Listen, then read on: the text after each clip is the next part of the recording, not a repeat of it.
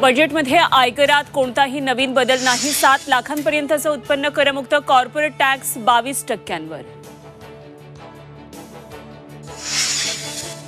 येत्या 5 वर्षात मध्यमवर्गीयांसाठी 2 कोटी परवडणारी घरं बांधणार। 1 कोटी घरांना सौर ऊर्जेद्वारे 300 युनिट वीज मोफत देणार। अर्थसंकल्पातून निर्मला सीतारामन यांची घोषणा।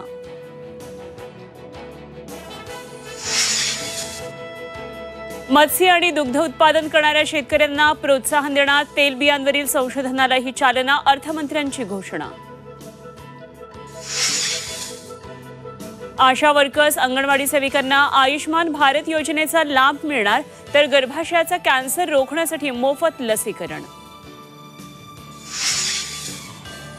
देशात 3 रेल्वे कॉरिडॉर सुरू करणार। 40,000 सामान्य रेल्वे डब्यांचं वंदे भारतमध्ये रूपांतरित करणार। विमानतळांची संख्या वाढवण्याची अर्थमंत्र्यांची घोषणा। आणि रोहित पवारांसाठी आजी प्रतिभा पवार आज मैदानात। ईडी चौकशी दरम्यान राष्ट्रवादीच्या मुख्यालयात बसून राहणार।